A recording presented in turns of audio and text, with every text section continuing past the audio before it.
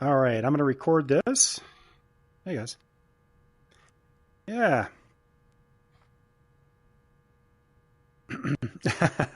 Have you guys been to this part of the campus yet, JSSB?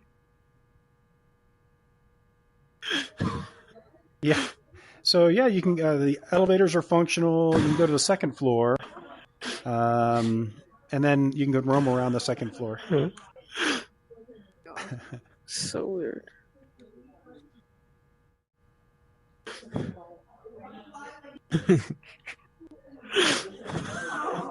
So I see Amanda.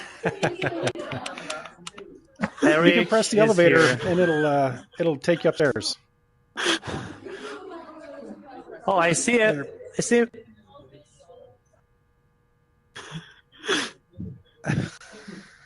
So point. Did you point at it? No. So we are in JSSB building. Oh my gosh. Okay, and then just walk in.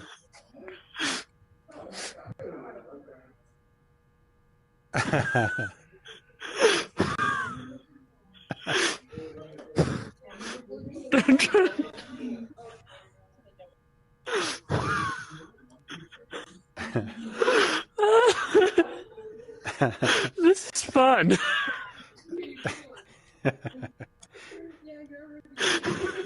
So okay, I see Ryan. Is that Keon? Kurt. Oh, there's Keon. Eric. Hey, Eric, how are you? Hey there. Good. How are you? Everyone is trying to join, Eric. Awesome. That's awesome. Oh, there's Yeah, someone we've got some upstairs. time.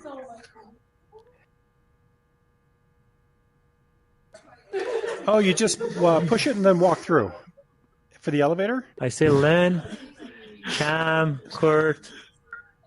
So push and walk forward. Just go press. Here, watch. Let's see. So I'm going to point at it, and then I'm going to press it and then walk through.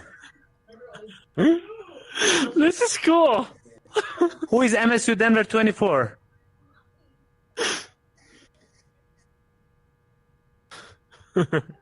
Yo. So when it turns gray, just walk forward. Elevator. MSU 6. Okay, you can change your name though. And MSU 24. Hello. Oh. Yeah, you can change your name. Yeah. It's just entertaining watching people like hover around. Right. Pretty much everyone is just a torso. All right, let's see here. And then Steve Grubbs is going to join us. Who is struggling to join? What's that? Email. Where's Keon? So nothing, Eric. I'm just trying to help others to join. Oh, got it. Okay. Downloading Engage or the session? So just wait a few more minutes. So you're.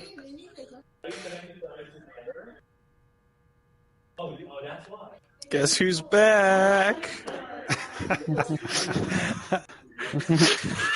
Guess who's back?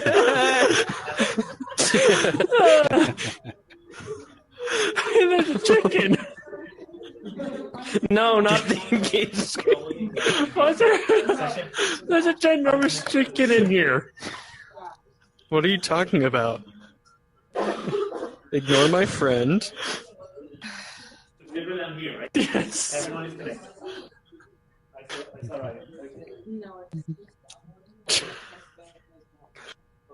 I'll keep the chicken relatively small this time. Steve here? Hey, Steve. Yep, I'm right here. How are you? All right, we're just I'm goofing well. around here, waiting on for the other students to get here. Sure. Go to this. All right, whereabouts? Are you in Iowa today, or are you on the road? Yep, I'm in Iowa, heading to Austin on Sunday. All right. In Houston on Wednesday. Very cool. So, I guess I should have turned on 3D audio. Funny. All right. Funny, and then funny. Keon. Let me find Keon. I'll introduce you to Keon. Okay. So he's trying to help other students. My son is back. My beautiful child. Hey, whoa. Why are there more chickens around? Hold on. Yeah, we can.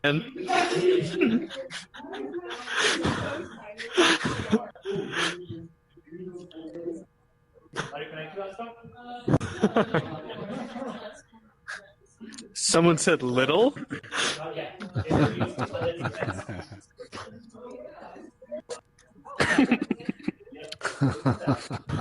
All right. Let's see. Is it loud? All right, I'll make today? them smaller. Reasonable sized chicken.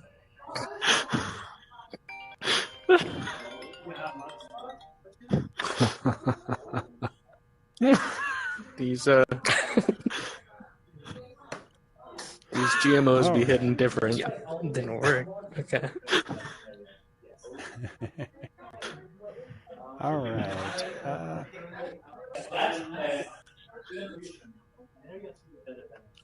All right, Steve. I think Keon is out of Avatar right now. He's helping students. He'll be in a second. That's fine. If I'd come up here and take a look get the high view. Who's our guest speaker? Oh yeah, yeah. It goes all the way around. Who's to the our elevators. guest speaker? I'll tell you. Is Eric our guest speaker? Or no. No. We have, as a matter of fact, Steve Grubbs is actually here with us. He's a CEO. Who is the guest speaker? Yeah. Steve. He's actually in the session with us right now. He's upstairs looking around. Now I'm down. Some music going. Okay. Open Gangnam Style. Wow, I haven't heard this in a while. All right, I think I got to put on 3D audio.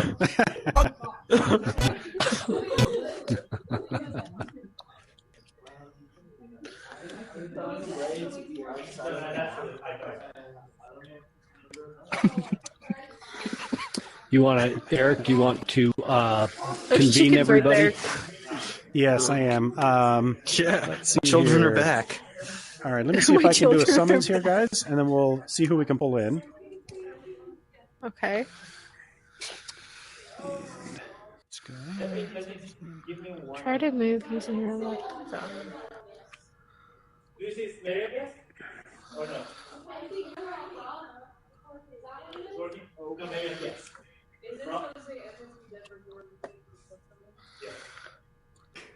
What the heck is happening in here? All right.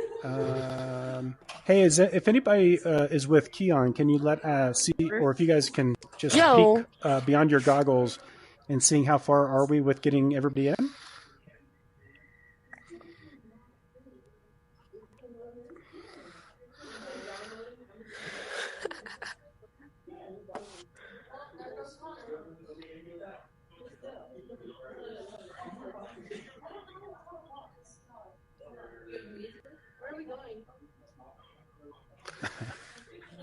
All right, let me I'll text Keon real quick here.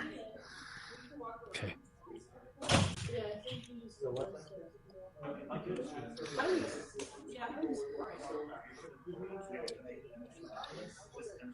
Steve, I saw your unboxing of the 3. It's pretty slick. It's a great headset. I don't have it on yet because I don't have the Engage. I don't have Engage downloaded, and I didn't want to take the time to do it. But it's amazing. It is a very big leap forward. Oh, that's amazing.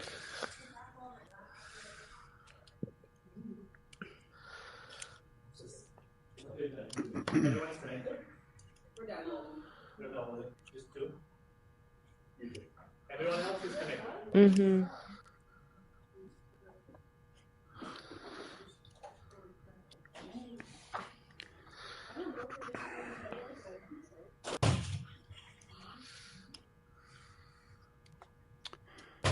Okay. Well, we've got more and more here. Kurt, how are you? I am well. Good. Good. Camille, hello.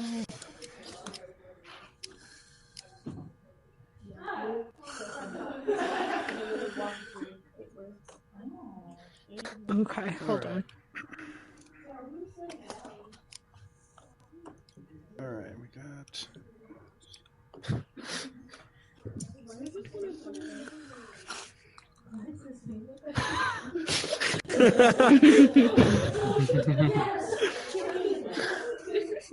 Oh, that's cool. Oh, nuts. That's wild. Yeah, please do not watch. Oh, great. Even that.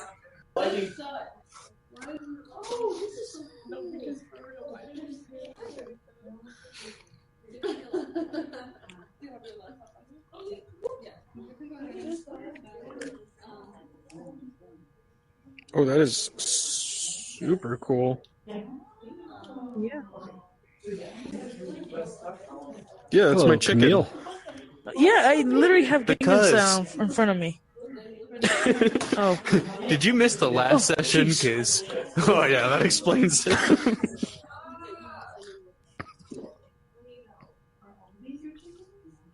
No, just the big one.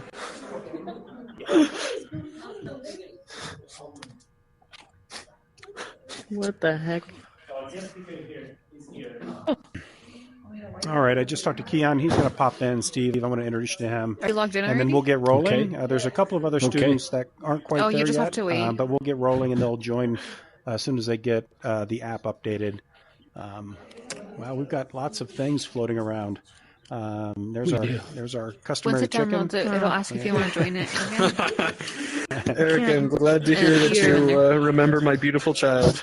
I do. I remember many of them last session. They were much larger. I had to keep it contained for the building size. I understand. All right. Let's see here. Wow, we've got everybody here. All right, I'm going to just do a little deal here. Hey, Eric, I'm here. Oh, you are? Okay. Keon, over here, Steve is sitting over here against the wall here. Here he is. Hi, Steve. Oh, there he is. You see Steve. Steve is the CEO and founder of Victory XR. Steve is greatly responsible for everything we see here today and his partnership with Meta. And frankly, he and his company have been leading universities and learning into the metaverse. So we're super happy to have you here today, Steve. Thanks for the support you've given us to date and ongoing. Kean, I know you have a couple of students coming in, but do you think we'll just get started here? Yeah, I think we can start. Hi, Steve. How are you doing? So as Rick mentioned, I'm Keon. So this class is Quality Service Leadership course. So in this class, we mainly talk about guest service and in hospitality and tourism setting. As you see, we have almost everyone joined except 2 students that are trying to join the session. I think we can start because our class is until 1:50. Okay.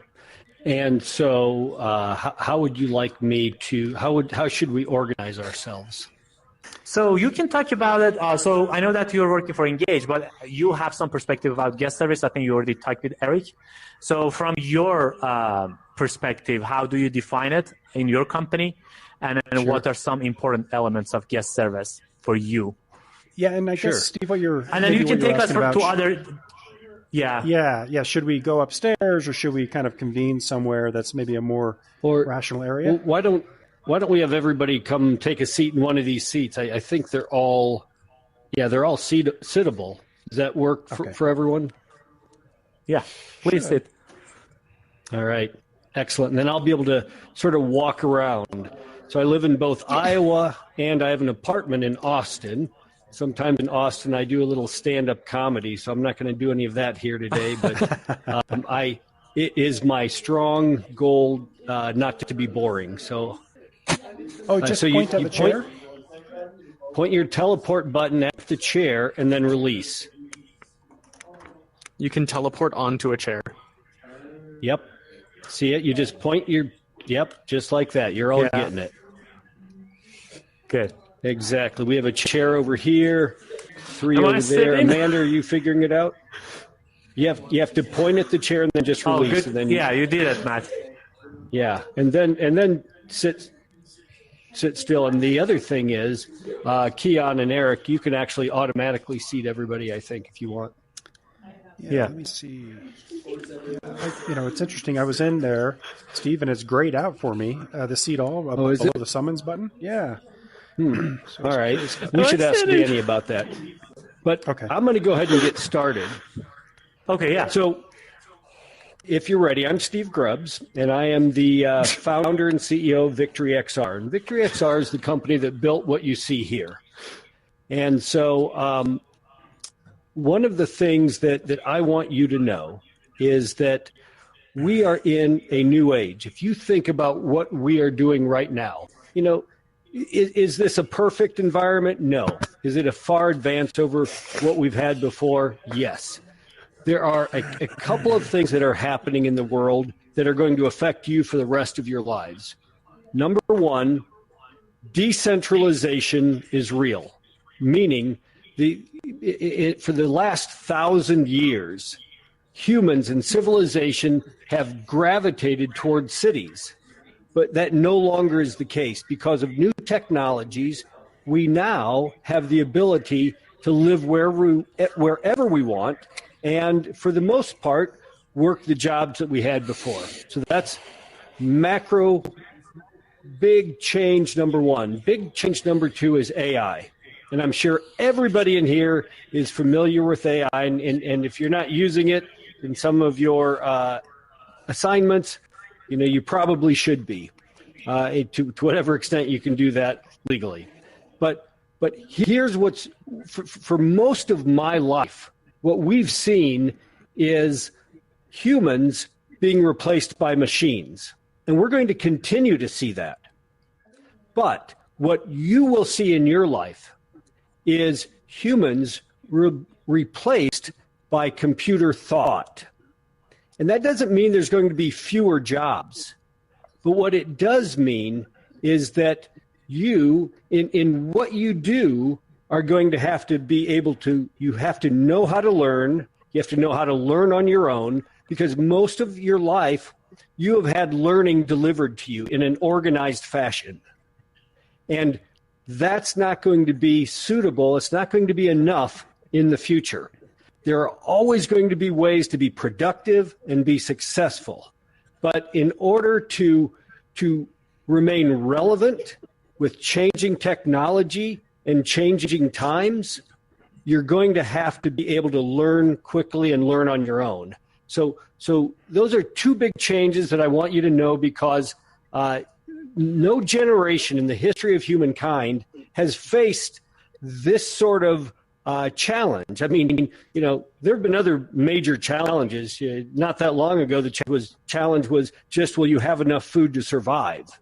Well, that's finished. And will you have housing? Will you have clothing? Those issues are behind us now. But today, we now enter an era where humanity will be in a competition with AI. And I think that's a perfect segue to talk about the program that you are in. As you may guess, I travel a lot. I am a frequent flyer. I travel all over the world. And I've learned a few differentiators between good and great. So I don't know if you may or may not take notes. Maybe you just want to remember these. But let's talk about the first differentiator between good and great. When you address somebody, Isabella, Kurt, Riley, Matthew, when you address somebody and you use their first name, it's the single most powerful thing that you can do at the beginning of a relationship. I have 4 companies, and in all of the companies, I teach them exactly the same thing. When you're talking to a potential customer, when you're talking to a client, at least once in the conversation, maybe more, but don't be weird about it, use their first name.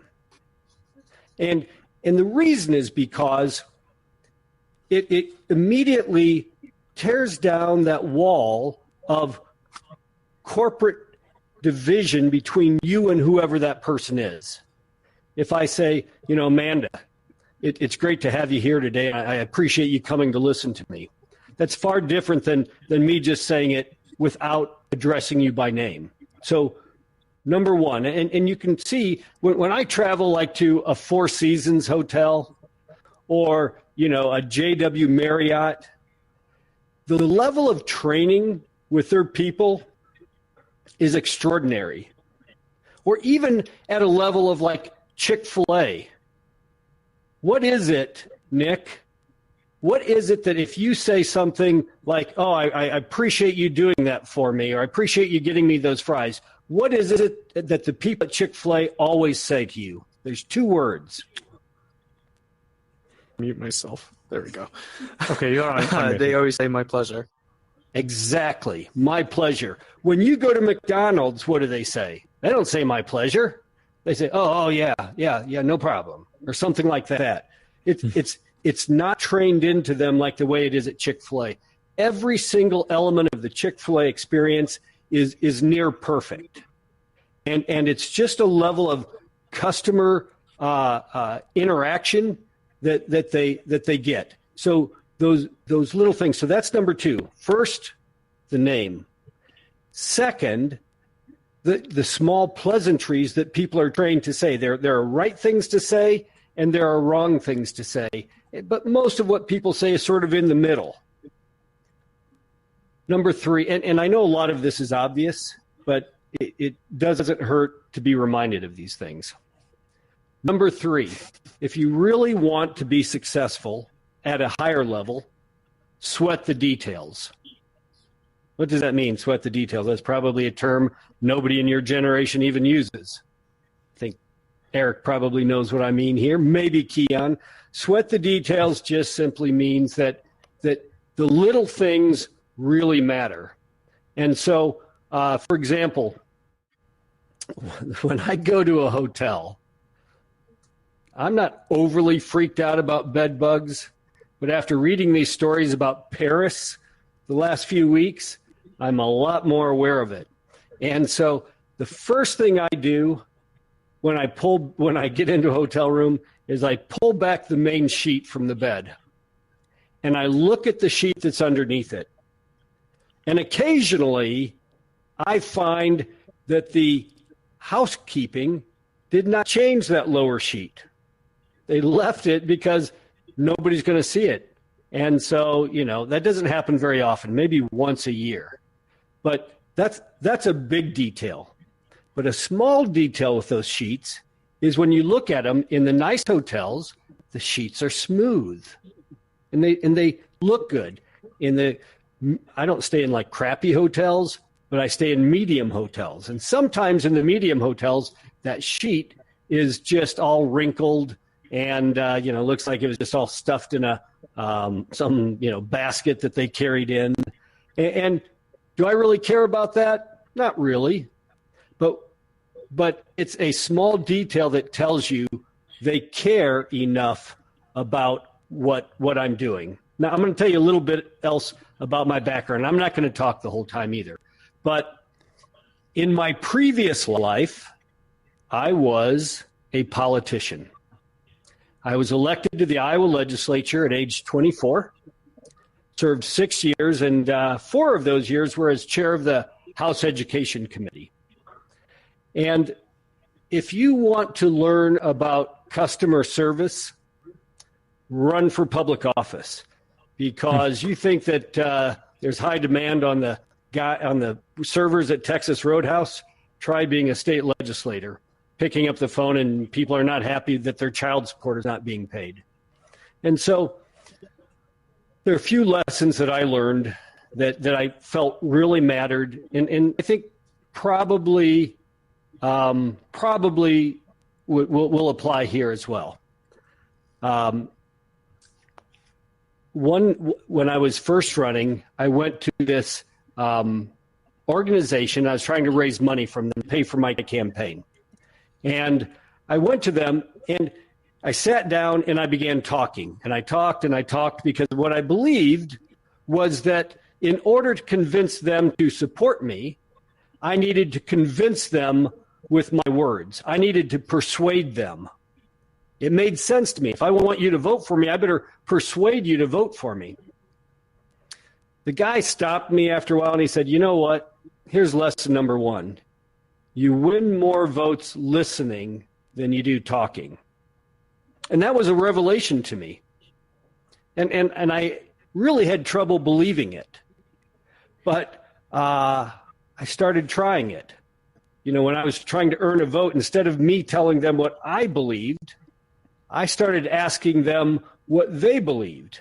Now, if they asked me a question, I was straightforward. But what I found was that most voters really wanted somebody to listen to their thoughts, listen to what they were thinking. And so I was shocked. There were people who should not have been supporting me, but they did support me because I listened. They never even asked me what I believed. They just wanted me to listen. So that was rule number one that I learned. Here's rule number two, and this is a pretty important rule in hospitality, but this is from politics. You will find people in your life who are angry. They may or may not be angry at you, but they're angry at your company. They're angry at your product. They're angry at your service, whatever the case might be. And in politics, there are just a lot of angry people. You know, I never quite realized when I was in high school, I was young. Everybody's nice to you when you're a kid, when you're a student. And then you become an adult and you find people are willing to be mean to you. And especially, you know, I was a pretty young state legislator, but and most people were nice, but people would be mean. And they'd tell me why they just thought I was horrible. And I listened and did that whole thing, but here's what I learned. Many of those people, after they told me that how much they disliked whatever it was, I ended up staying in touch with them, if that was an option. I didn't say, okay, this is my enemy, I'm building a wall between us. Instead, I stayed in touch with them. I kept talking to them. If I saw something that was relevant, I would respond to them. And that's a fairly small group of people. So if you think about the bell curve of customers at a hotel or a hospitality group or a restaurant or anything, a business, there's a bell curve, right? Raise your hand if you know what a bell curve is. Okay, at least half have had stats class. If you don't know what the bell curve is, you'll learn about it in stats class. If you haven't taken a stats class, I would strongly encourage you to take one. It applies throughout all life. But essentially, the bell curve says that 2/3 of the people are normal. And in any way that you compare them, 2/3 of the people are normal. And then to the right side over here, we have the second standard deviation, which is, I don't know, a small number like 2.3%. And then the third standard deviation, which I think is less than 1%. One of you might be able to correct me on that. And then you have the same thing on the other side. So let's say that we're talking about customers on this bell curve. 2/3 are just going to be your average customer, and they are going to, they're going to interact normally. They're not going to be a problem. They're going to come and go, and you're barely going to see them or hear them or even think about them when they're gone. That's most of your customers. But on this side of the bell curve, you're going to have, this is the angry side, this is the happy side. So the second standard deviation on this side are people are going to be very angry.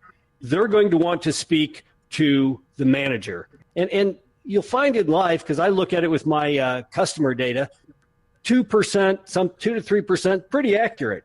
So you're going to have the angry people over here. And then in the third standard deviation, you're going to have either A, the nutcases, or B, the people who feel so wrong that they are going to file a lawsuit. So the third standard deviation is very, very difficult.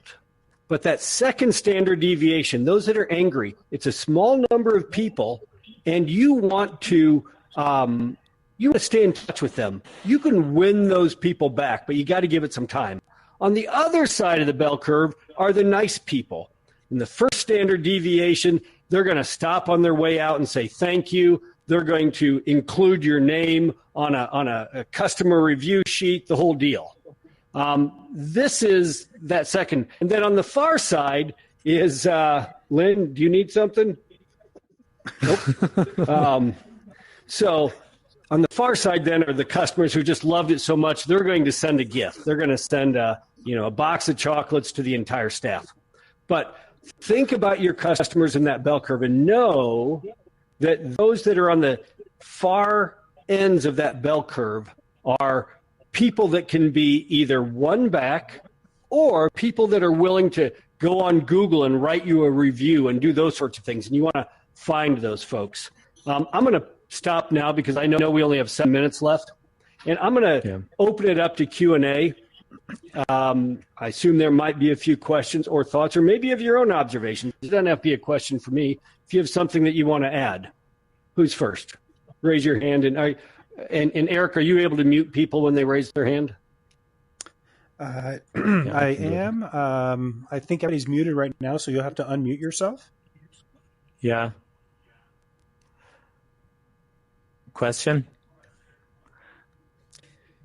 Here's my question for all of you, and raise your hand to this. If I understand what this class is, how many of you plan to go into the industry of travel, hospitality, hotels, tourism, that kind of thing? Raise your hand. Okay, thank you. How many of you plan to go into the field of restaurant management, ownership, hospitality? Raise your hand. 1, 2, 3. Yeah, I mean, some of it overlaps a little bit. Okay, good. And how many of you have worked in either a hotel or a restaurant at this point in your life? Yeah, mine was A&W. Camille, what restaurant did you work in? I worked in Mountain View Restaurant. It's in a small town. And then I went to food and beverage at Elitch Gardens. Awesome. So that's not Mountain View, California. That's Mountain View, Colorado. Yeah, that's right. Maybe just a little difference between those two. Yeah. Nick, what did you say you worked in a restaurant or hospitality? Yeah, I've worked in restaurants for a while. I'm currently at the Wolf's Tailor. It's a restaurant kind of here in Denver. And what do you do there? One of the suburbs. I'm the maitre d'. All right, and so I've only worked in A&W, so that's the extent of my experience working in restaurants. Actually, no, I worked in Yenching Chinese restaurant when I was in high school. I forgot that. What would be your observation on my bell curve analogy for customers? I mean, majority of so I guess for context, we're a Michelin-starred tasting menu restaurant. And so, wow. I mean, majority of the guests that are coming in and joining us are expecting that. So I feel like that impacts it quite a bit. Does that make it easier or harder that people are going to pay $300 to $500 for a meal potentially? And so they, I assume, have very high expectations. At least I do when I dine at a Michelin restaurant. Yeah, 100%. I feel like it's a balance of both. I mean, you have some people who are, it's beneficial because they potentially tend to look at your services and your food and everything as this high quality thing because of price. But then there's also on the flip side people who are looking at it and critiquing it much more because it is a higher price point. It's also really weird hearing my voice after I'm saying things, and it's throwing me off so much. Yeah, it's sometimes tough to do this in a group setting where it's being broadcast. So I get that. All right, we've got about 3 minutes left. Ryan, what about you? I worked in Ziggy's Coffee and Buffalo Wild Wings for like restaurant type stuff. And definitely when I worked at Buffalo Wild Wings, a lot of people are angry. But you just have to find ways to make them feel heard and make sure that you deliver what you're supposed to. But it's definitely hard when, or even like working at Ziggy's, people are usually in a rush, so they want you to do things super fast, exactly how they want it, and sometimes it just can't happen. Yeah. Yeah. So is that bell curve fairly accurate, do you think? Yeah, I would say so. Yeah. Yeah, All I think right. so. There's some students that they have a class right after this. So thank you so much, Steve. I think it was a great. This was our first experience in the virtual reality environment. I think it went well. So students, they will write some reflections. I can share with you as well. But I think in general, it was great. I mean, it's a learning process for everyone now. Exactly. I appreciate you all being pioneers in this area. See you again. Thank you so much. Steve. Thank you, Appreciate Steve. it. Yeah. Thank you. My pleasure. Thanks. Please come and visit us at MSU Denver. Yes, indeed. Okay, thank you you, guys wrap Eric. up? Okay, Yeah. you're welcome. We are done. Thank you All so right. much, Have a Eric. good- So you You're recorded welcome. the session as well. I did. Oh, yeah. God, a T-Rex. Yeah, I'm gonna share it with the class with those that couldn't join. Okay, awesome. All right, have a good afternoon.